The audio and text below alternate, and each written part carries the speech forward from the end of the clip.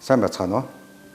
За 2025 оноос төрийн албан хэргийг Монгол бичгээр хөтлөн явуулахтай холбогдуулан Монгол бичгийн анхан шатны цуврал хичээлийг бүх нийтийн боловсрол зориулж миний үе заах гэж байна. За тэгэхээр бид өнөөдрийн хичээлийг болохоор ер нь Монгол бичгийн хичээлийг бол энэ номоор бол хөтлөн явуулах болно.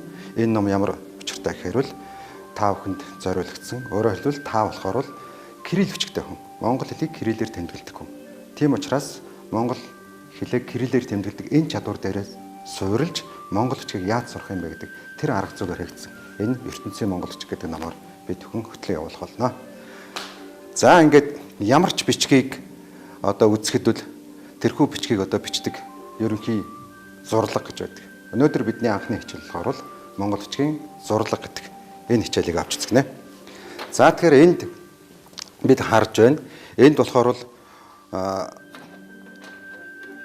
зурлагыг авч үзэхийн тулд бол бичвэр бичсэн байна. Энэ бичвэрийг та бүхэн одоо уншиж чаддаг нь бол уншиж байгаа бах. За уншиж чадахгүй нь бол ямар ч байсан тэр үндсэн зурлагууд нь ямар юм байдаг юм бэ гэдгийг бол энэ тоо тавьсан байж байна.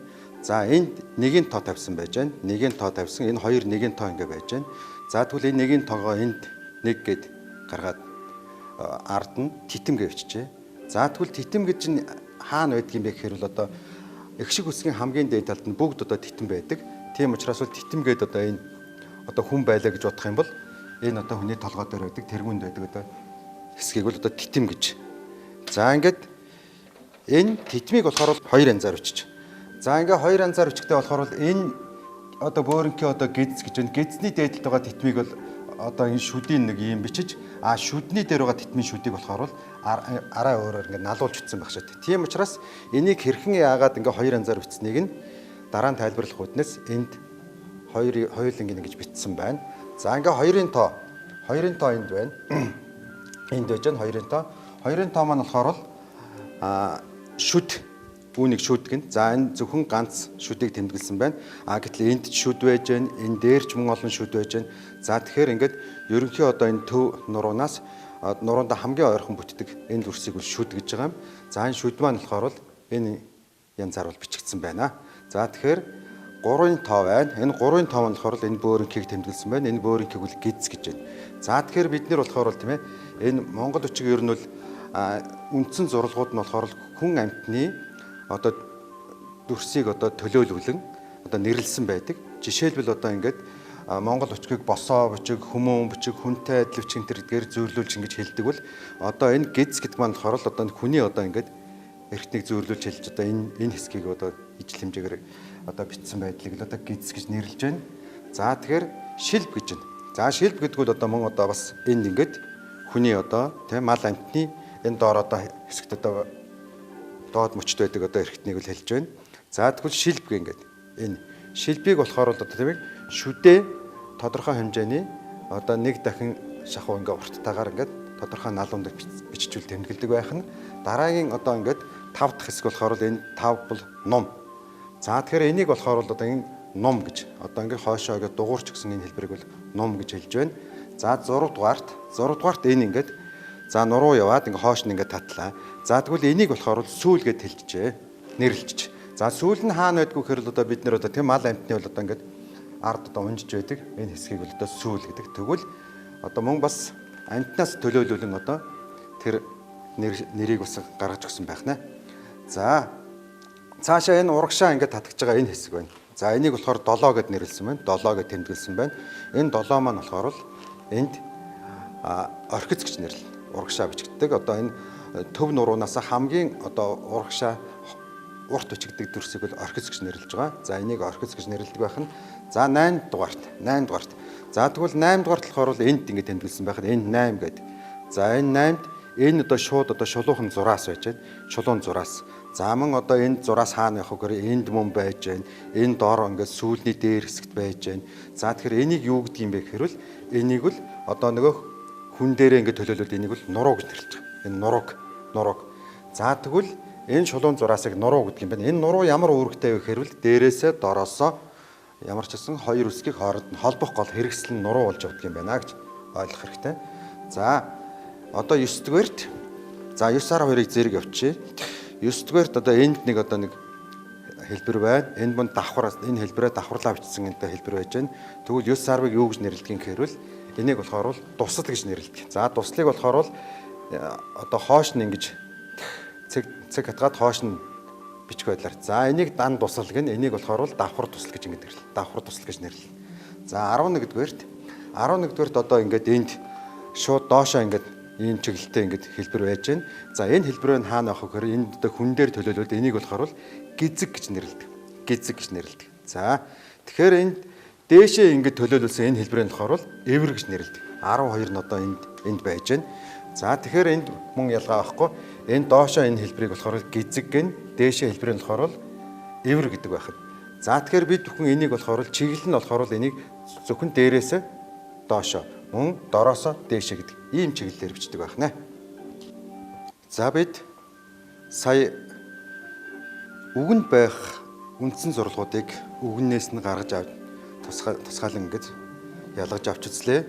Одоо тэгвэл эдгээр зурлагууд хэрхэн яаж одоо үгэн дотроо ингэж үсэг үсгэгтэйгээ яаж авцалдаж бичигддэг вэ гэдгийг энэ талаар авч үзье. За эхлээд титэм байна. Титмийг бид нэг гээд хоёр одоо тийм ээ нэгийн тоогоор ингээд тэмдэглэсэн байж байдаг. Гэтэл титэм маань болохоор хэдийгээр одоо тийм ээ толгой дээр байдаг одоо тэр хэрэгсэл гэж ингэж хэлэгдэж байгаа ч гэсэн хоёр өөрөөр зар бичигддэг байна. Тэгэхээр энд шүдний дээдлд байх титэм, гидсний дээдлд байх титэм гэдэг маань хоёр өөр бичигддэг байна. За шүдний дээр байх титэм ингэж бичигдэнэ. За энэ яаж вэ гэхээр бол энд болохоор бол энэ доодох шүдтэйгээ адилхан налуутай ингэж гарч игнэ гэсэн. Өөрөөр хэлбэл энэ титмийн шүд болохоор бол 45-аас 50 градусын налуугаар бичигдэнэ гэсэн үг. За тэгвэл энэ гидсний дээдлийн титэм энэ янзаар бичигдэнэ. За тэгвэл тэр яаж бичигдэн гэхээр бол энэ титмийн энэ шүд нь болохоор бол X ингэж бичигддэг. Өөрөөр хэлбэл шүдний дээрх хэлбэрээс ялгаатай байх нь. За мөн одоо энэ шилбэний дээрх титэм гидсний мөн адил X бичигдэж гарч ирнэ. За тэгэхээр бид нэр энд болохоор бол титмийг хэрхэн яаж одоо бичдэг юм бэ? Эндээс үүдээ титэм гэдэг маань тийм ээ зөвхөн ганцхан одоо тийм ээ хэлбэрээр байдгүй юм байна. Өөрөөр шүдний дээрх титэм нь ялгаатай, гидс шилбэний дээрх титэм нь ийм янзаар бичигддэг байх нэ. За энийг ингэж бичих юм бол зөв гэж ойлгоорой. За зөв гэж ойлгоор. Зөв. За энэ зөвийг бид нэр одоо бол ингэж алстаа ингэж тэмдэглэж авъя. За хэрвээ энийг одоо буруу бичсэн байгаа байдал нь ямар байна гэхээр титмээ ингэж бичээд доодох шүдийг ингэ бичсэн бол энэ болохоор бол буруу. За бурууг болохоор бид нэр ингэж ийм тэмдэглэрээ. За хичээл дээр ийм тэмдэглийг баримталж явах болох нэ. За хэрвээ одоо энийг одоо энэс өөрөөр одоо буруу их хвчлэн бичих гэдэг тэр нь ямар хэлбэрээр бичдэг вэ гэхээр мөн одоо налуу ингэж шүдийг налуу гаргаж өгöd ингэ бичдэг. За энийг бас ялгаа байхгүй алдаатай хийдэг. Тэр нь болохоор яадаг вэхээр ингэж шүдийн налуу ингэ бичдэг. Өөрөөр хэлбэл яагаад одоо ингэж бичихгүй байгаа юм бэ? Энэ зөвхөн хувь хүний үзм жишвэцтэй гэж тэгж бодлоор хандж магадгүй юм. Тэгвэл тийм нэг үсгэнд байх хэмжээ гэж гэдэг. Тэр нь ингэ зохиомол сунал тулаа бичдэг. Тэгэхээр Монгол бичгийн одоо тийм хичээнгүй үч гэдэг нь тийм ээ хаана налуулах уу, хаана их зүчгүй гэдгээрээ хоорондоо одоо ингэж тэнцвэрээ хангаж байдаг гэдгийг хэлэх байна. За шүд болохоор бол ингэж бичигдэх ёстой. Шүд. Нар зов эргүүлгээр шүдийг одоо нэгэн жигд бичигдэнэ. За тэгэхээр энэ шүдийг өөр одоо хаана бичих болох вэ гэхээр энд гидсний дээдлд. За ингэ гидс байж байна. Дээдлийнх нь энэ шүдийг болохоор бол их зүччээд харин гидснийхээ доотлих нь болохоор л одоо ингэ налуулаад тий өөр дээр нь ингэж нар зов эргүүлэг үсгэж ингэ доош нь татна гэж. За энэ мөн одоо энэ эхэнд орж байгаа энэ хэлбэрийг болохоор шилбэний дээрх шүдийг болохоор их зүчээд шилбээ 45 хэмээхээ налуугаар бичлээ. За одоо эндээс шүдээ өчгтэй бол доош одоо 45 хэмээхээ налуу гаргаад ингэ бичигчээд. За тэгэхээр шүдийг бол ингэж хийж байгаа нь бол ингэж хийх нь бол зөвөө гэдэг ингэ ойлгочихно. Хэрвээ шүдийг буруу хийх бас тохиолдлууд байна. Ямар тохиолдол байна гэхээр шүдэн дээр болохоор бол энэ хүмүүс яаж өгдөг вэ гэхээр ингээд шууд одоо ингэж өнцөг гаргаж ингэж өгдөг. Энэ бол одоо дармал хэлбэрт одоо бичиж гэнэ гэсэн үг. Одоо энэ шүдийн болохоор бүр одоо ингэж эргцээр нь бас ингэж ийм байдлаар ингэ ийм хандлага байдаг. Мөн шүдийг болохоор одоо бүр одоо ингэж уртаар одоо ингэж бичдэг. Мөн одоо шүдийг бас ингэж бичдэг. За энэ хэлбэрүүдийг болохоор тийм ээ бид хэрэгвчлээ ингэж бичих болохгүй. Тэгэхээр шүдийг бол энэ янзаар бичих ёстой гэж ойлгох ёстой. За гидс байна. За гидсийг болохоор яаж бичих вэ гэхээр бол энэ янзаар бичнэ. За гидсийг бид нэр бичиж байгаа хэлбэрээ ингэж за яагаад энийг зөв гэж хэлж яах гэхээр бол хэрв гидс гэдэг маань бол дөрвөлжин шугамтай дэвтэр дээр бичиж байгаа юм бол дөрвөлжин шугамтай нэг нүд нь болохоор энэ хэлбэр дээр одоо ингэж яг дөрвөлжин шугамны одоо нэг хэлбэр байж ах шээ тий. Харин урагшаа хоошоогоо болохоор л энэ нь болохоор л яг талаар нь байж ах шээ тий. Талаар нь байж ах шээ тий. Ийм янзаар өндөр ингээд тэгээд урагшаа хоошоогоо жоохон хавчигдөө ингэж бичнэ. Энэ гидсийг зөв хийж байгаагийн хамгийн том шалгуур нь хаана байх вэ гэхээр энийг доогуур нь зурхад энд ингээ гурвалжин гарч ах хэвээр. Энд гурвалжин гарч ах хэвээр. Хэрвээ энд гурвалжин гарахгүй л гидс хийж байгаа бол та гидсээ буруу хийсэн байна гэж өөрийгөө бодох хэвээр. За тэгвэл гидс зөв хийж байгаа хэлбэр бол энэ хэлбэр байх нь. За гидсийг буруу хийж байгаа хэлбэр ямар хэлбэр байна гэхээр за энэ гидсийг нэгдүгээрт одоо хитрхи унжуулж одоо ингэж хийдэг. За энэ бол одоо нэгдүгээрт л энэ хитрхи унжуулсан байдал. Энийг бол одоо буруу юм а. Энэ зайгаа ихтүүлж яах гэсэн үг. Энэ доор унжлагыг их хийж яах гэсэн үг. За мөн гидсийг буруу хийж байгаа хэлбэр нь болохоор бүб бөөрийг ингэж гидсэдэг. Бүб бөөрийг гидсэдэг. Энэ одоо тийм ээ гидс гэдэг маань өөр нь яаж утсан бид нар одоо ингээ хүмүүн бичих гээд ингэж ярьж байгаа шүү дээ. Тэгэхээр хүмүүн бичих гэж ярьдаг бол тийм ээ энэ бүб бөөрийг гидстэй өнгөж хорвоо дээр өрөнд байхгүй. Тэгэхээр энэ болохоор заавал жоохон унжиж явах хэрэгтэй. Тэгэхээр энэ унжлага нь одоо ямар хон хэмжээнд байх вэ гэдгийг энийг л одоо бид нар бодож бичих ёстой. За нөгөөх нь болохоор бол 3 дугаарт нь хэлбэр нь ямар хэлбэр байх вэ? Шууд дээшээ ингэж ингээ бүр хингтгцээж руугаа гидс нь одоо ийм болцсон. Ийм гидс байдаг. Тим гидсүүдийг хийхгүй. Өөрөөр доогуур нь зурхад энд гурвалжин гарахгүй, доогуур нь зурхад ийм хэсэг гарахгүй. Энэ гидснүүд үл тийм ээ бүгд одоо тийм ээ энэ бол буруу юм аа. За шилбийг болохоор яаж бичих вэ гэхээр бол шилбийг болохоор бол за ингээд татлаа. За шилбний маань энэ налуу болохоор бол хэдэн градус байх хэвээр 45-аас 50 градус байх хэвээр. За шилбийг урагшаа бичих уртын хэмжээ болохоор шүд байна. Шүдийг нэг дахин урагш нь сунгасантай ижлэгийн хэмжээний урагшаа зайтай авчна гэсэн. Тэгвэл эндээс үүдээд энэ гидс шилб хоёрын ямар хамаатай юм бэ гэдэг. Энэ асуултаас эндээс гарч магадгүй. Тэгвэл гидстэй шилб ер нь ойролцоо юм уу? Эсвэл гидснээс урт юм уу, богино юм уу гэдэг энэ асуудлыг бас юугаар шийдэж болох вэ гэхээр нөгөө бид нөгөө хүн дээрээ л төлөөлүүлээд явчих хэвээр.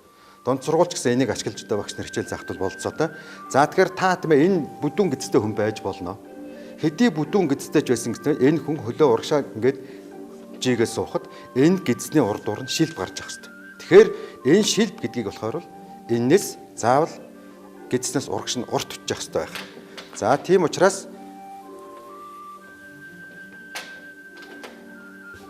энэ шилбийг бид бүхэн одоо гидстэй харьцуулаад авч үзэх юм бол энэ гидсээ ингэж үтсэн бол шилбийг гидснээсээ жоохон урагш нь урт өчдөг байх наа гэж ойлгочоорой.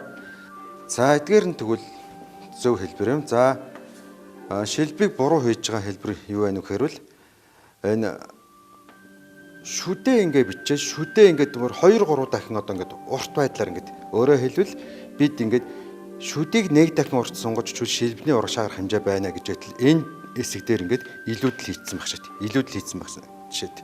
За одоо гидс ингээд байж идэг. Гидс байж идэг гидстэйгээ ижлэхээ ингээд бас одоо ингээд шилб хийчдэг. Энэ хэлбэрүүд маань хамгийн гол нь бол буруу юм аа. Тэгэхээр бид юу гэж хэлсэн гэхээр бол энэ шүдийг нэг дахин 45 хэмээн налуугаар сунгахад шилбний урагшаа гарах хэмжээ тэнцсэн гарч ирнэ.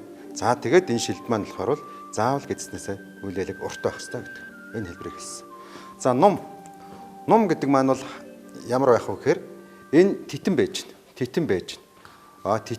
За тэгвэл одоо бид ингээд титмээ бичлээ, шүдээ бичлээ. За ном энд бичигднэ гэж авч үзэх юм бол ном бол энэ хоошоо гарч байгаа титмийн адил ингээд хоошоо гарах хэрэгтэй. За тэгэхээр ингэж хийж байгаа ном бол одоо зөв юм аа. Зөв юм.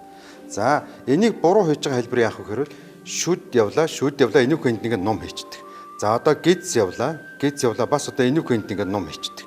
Өөрөөр хэлбэл энэ ерөнхий нуруунаас хоошоо бичгүүр шууд А талтаа бичээд байдаг ийм хандлагууд байдаг. Энэ болохоор буруу юм аа. За сүүл. За сүүл сүүлийг одоо ямар хэмжээгээр хоошоо бичих ёстой юм, ямар хэмжээгээр одоо урт татах ёстой юм бэ гэдэг. Эхлээд сүүлийг хийхдээ бол ямар ч байсан бол ингэж хийх ёстой. Ингэж хийх ёстой. Яагаад тэгэхээр л энд юу явж байгаа гэхээр энд болохоор бол үзүүрэн нарийсч. Энэ сүүлийг хийхдээ ерөөсөө сүүлээ шууд одоо ингээд гараа чичрэн ингээд бүдүүн явсараад бүдүүн чигээрээ ингээд дуусчдаг. Энэ л одоо бол буруу юм аа. Тийм. Тэгэхээр бид бүхэн бол сүүлийг бол ингэж цацчих байдлаар ингэж эхлээд ингэ томхон шиг ингэж хийж сураад за энийг одоо тийм ээ би эндээс гараа авъя гэвэл одоо эндээс шууд гараа авдаг. Эндээс гараа авъя гэвэл одоо эндээс гараа авдаг. Тэгэхээр ихээсээ бага руу байдлаар сүүлийг ингэж хийдэг. За тэгэхээр сүүлний ингэж үзүүрүүл заавал мал амтны сүүлний одоо үзүүрүүл одоо заавал ингэж нарийсч одоо байдаг. Тэр хэлбэрийг бол гаргаж одоо даралтайг өгч ингэ бичвэл илүү гоё харагддаг гэдгийг хэлэх байна. Тэгэхээр сүүлийг олон янзаар хийдэг тохиолдлууд байна. Энэ нь бол дээдлээс эсвэл зөөвүүдийн дасгалууд байна. Доор нь болохоор л сүүлийг бол одоо ингээд ямар ч ингээд нуруу байхгүйгээр шууд одоо ингээд хийчдэг одоо тохиолдол байна. Эсвэл одоо бүр одоо ингэж одоо хийдэг тохиолдол байна. За эсвэл тэрүүхэн эндээ ингээд хийчдэг. Иймэрхүү одоо тийм ээ хувийн онцлог хэлбэрээр үл эхлээд үл сүүл өчж болохгүй маа. За орхиц. Ямар хэмжээгээр урагшаа татагдах юм бэ? Энэ ерөнхий нуруу байж тал энэ хүртэл одоо бичиж шүү дээ. Тэгвэл ямар хэмжээгээр урагшаа татагдах вэ гэхээр энд болохоор бол нэг зүйлийг хараараа гидс явлаа. За тэгвэл гидс ингэ байж тал яг гидстэй энэ хэмжээг дахиад энд одоо ингээд гаанагийн цэг одоо ингэж гарч ирж байгаа. Энэ одоо тусал маань хоошоо явах тусал нь тодорхой болно. Тэгвэл энэ хэмжээг дахиад нэг сунгасан адил. Өөрөөр ингэж сунгасан адил одоо ингэж татах хэрэгтэй байдаг юм а гэдгийг. За тэгэхээр бид хамгийн гол одоо энийг буруу хийх одоо шалтгаан нь юу байх вэ гэхээр ингэж тэнүүн бичих. Эсвэл ингэж одоо огцом одоо эгц бичих ч юм уу. Иймэрхүү байдлаар өсөө бичих болохгүй шүү гэдгийг хэлэх байна. За тэгэхээр бид нар бол үндсэн зурлаг дотор хамгийн эцсийн одоо ингээд дугаарт байгаа энэ хэлбэр болохоор бол нуруу юм байна. Тэгэхээр энд одоо ингээд нуруу гэдэг л үсэг байхгүй одоо элдэнц юм харагдахгүй байж болох боловч угтаа хоёр үсгийг хооронд нь холбох гол хэрэгслэл энэ нуруу юм аа. За тэгэхээр нурууг болохоор бол хамгийн гол нь бол эгц тэгшгэн хийх. Хазгаа хийж болохгүй гэдэг. Энэ талаас нь одоо цэг хийх ёстой маа. Гэтэл нуруу гэдэг дүрсийг бид нэр одоо анханасаа хазгаа хийхгүй төлөө дасгал хийж бичих ерөөсөө хэрэг байхгүй. Хамгийн гол нь ойлгохдоо та болохоор л нурууг өсгөнүүд дотор одоо хийх ёстой. За одоо би ингэж яах юм бол энэ хооронд байгаа нурууг тэгшгэн хийнэ. Энэ дараагийн үсэг рүү явах нурууг тэгшгэн хийнэ. За одоо би одоо ингэж байх юм бол за өөр одоо тийм эдгэрийн тийм энэ гарч байгаа энэ нуруунуудыг нэгийг хоош нэгийг урагш нь дутуу хийхгүйгээр тэгш хийнэ гэх байдлаар бол ийм байдлаар бол хандах ёстой. За тэгэхээр нуруу болохоор л бид яагаад чигээдэг вэхээр энд нэг ингээ ийм нуруу ингээ яваад байдаг. Тэгээ эснээ энд одоо ингэснэ. За одоо энд одоо жоох ингэж явснаа ийч байдаг юм уу. Тэгэхээр энэ нуруу чинь энд ч байгаа юм шиг, энд ч байгаа юм шиг иймэрхүү байдлаар ингээд хазаалдаг чигээдэг. Энэ бол буруу юм аа. За тэгэхээр энэ хэсэг хүртэл бид бүхэн Монгол бичгийн гол одоо үндсэн зурлаг гэдэг юмыг яаж бичих ёстой вэ гэдэг талаас нь тайлбарлаа.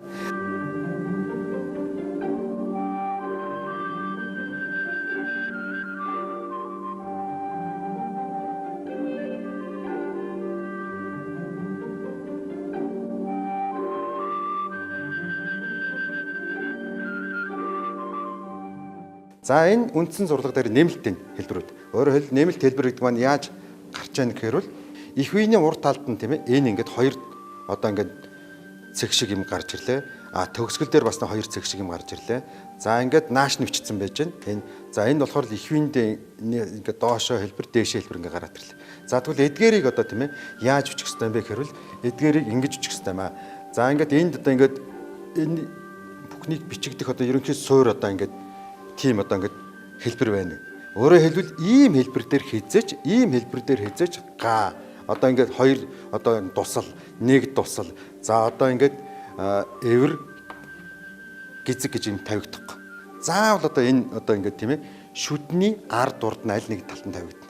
За тэгвэл энэ хэлбэр маань тийм ээ энэ ингэж тавигдах нь байна. За мөн одоо энд ингээд давхар тусал нь болохоор ингэж хоёр одоо шүднийг харалдаа мэгтэй тавигдана. За энд мөн одоо тийм ээ энд дээшээ эвэр маань тавигдана, энд доошоо эвэр маань тавигдана. За энэ бүхэн ямар хэмжээгээр одоо бичигдэх ёстой гэхээр л энэ ерөнхий одоо нэг төв нуруу одоо ингэ байж гэнэ гэж ойлгоно. Ерөнхий нуруу тухайн үеийн бүтээж байгаа нуруу. За энэ болохоор л одоо бид бүхэн бол энэ нэрээр нь хэлэхэд одоо ойлгодог болсон. За тэгэхээр энэ болохоор л энэ титэм гэж байна. Титмийн хэмжээ. За тэгвэл энэ тэдвийн хэмжээг нэг дахин одоо хоош нь авч утсантай энэ одоо эвэр гизгийн одоо хэмжээ одоо энд ингээ байж байгаа. За тэгвэл энэ хэмжээгээд яг одоо энэ байгаа хэмжээгээ энд нь ингээ аваад утсантай энэ туслын хэмжээ ингэж байж байгаа. Тэгэхээр бид бүхэн энэ дураараа ингэж дүрсүүдийг, хэлбэрүүдийг, зурлагуудыг бичтгүү гэдгийг эндээс анхны төсөөллийг олж авч байгаа гэж найдаж байна.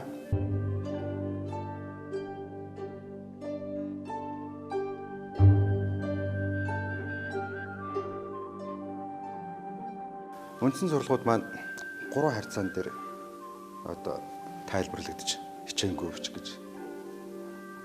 үүсгдэг. За тэгэхээр бид бүхэн налуу, хөндлөн, босоо гэдэг энэ 3 техник зурлал. Өөрөөр хэлбэл энэ ингээд налуу. За ингээд хөндлөн, энэ босоо гэдэг. За ингээд нэрлэлчлээ. За тэгвэл энэ налуу гэдэг маань ямар хэлбэртэй байна гэхээр шүд гэзнээс бусад одоо урт гарч байгаа дүрсүүд энэ шилб байж байна, энэ орхиц байж байна, шилб байж байна. Эдгээр дүрсийг нэг нь налууд өчтдөг юм аа. Тийм учраас энэ налуу нь хэдэн градус байдг вэ гэхээр 45-50 градус байдаг.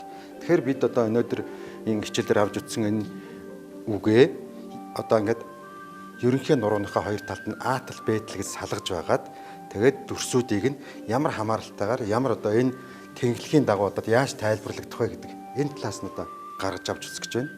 За тэгэхээр А талд гарч байгаа дүрсүүд нь болохоор энд титэм байж байна. Энэ титмийг гаргаад ирлээ. Энд шүд байна. Энэ шүд гаргалаа. Энд тусал байна. Энд тусал гарлаа. Энд гидс байна. Гидс гарлаа. Энд одоо орхиц байна. Орхиц гарлаа. За ингээд мөн бас энд нэг туслаа, нэгэ тусал гарлаа.